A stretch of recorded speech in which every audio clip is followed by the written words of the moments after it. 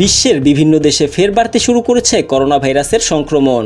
চিহ্নিত হচ্ছে ভাইরাসটির নতুন নতুন সাব ভ্যারিয়েন্ট। এই পরিস্থিতিতে বাংলাদেশেও সংক্রমণ বৃদ্ধির শঙ্কায় সতর্কতামূলক ব্যবস্থা গ্রহণ শুরু করেছে স্বাস্থ্য অধিদপ্তর। সংক্রমণ ঠেকাতে বন্দরে নজরদারি জোরদার করার পাশাপাশি জনসাধারণের উদ্দেশ্যে 7টি নির্দেশনা দিয়েছে সংস্থাটি। বুধবার 11 জুন দুপুরে স্বাস্থ্য অধিদপ্তরের সম্মেলন কক্ষে আয়োজিত এক সংবাদ সম্মেলনে এসব সতর্কতার কথা জানান অধিদপ্তরের মহাপরিচালক অধ্যাপক ডাক্তার আবু জাফর।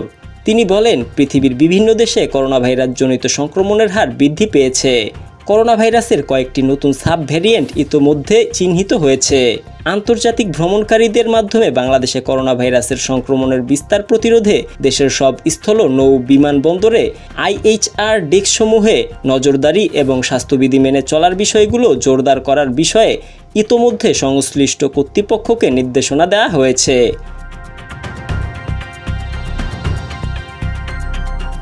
এ সময় স্বাস্থ্য অধিদপ্তরের মহাপরিচালক স্বাস্থ্য সচেতনতা বৃদ্ধি ও সংক্রমণ থেকে বাঁচতে 7টি নির্দেশনা দেন। নির্দেশনাগুলো হলো: 1. জনসমাগম এড়িয়ে চলুন, একান্ত প্রয়োজন হলে অবশ্যই মাস্ক পরুন। 2. শ্বাসতন্ত্রের রোগ থেকে বাঁচতে নিয়মিত মাস্ক ব্যবহার করুন। 3. হাঁচি বা কাশির সময় নাক মুখ ঢেকে রাখুন কনুই বা টিস্যু ব্যবহার করে। 4. ব্যবহৃত টিস্যু ঢাকনাযুক্ত ময়লা ঝুড়িতে ফেলুন। 5. সাবান ও পানি অথবা হ্যান্ড স্যানিটাইজার দিয়ে 20 সেকেন্ড ধরে হাত ধুয়ে ফেলুন। 6. অপরিষ্কার হাতে চোখ, নাক, মুখ স্পর্শ করবেন না। 7. আক্রান্ত ব্যক্তিদের থেকে অন্তত 3 ফুট দূরত্ব বজায় রাখুন।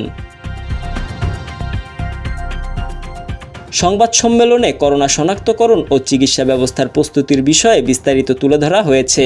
অধ্যাপক ডাক্তার আবু জাফর বলেন, করোনা শনাক্তে আবারও RT-PCR ও র্যাপিড অ্যান্টিজেন পরীক্ষার ব্যবস্থা নেওয়া হচ্ছে।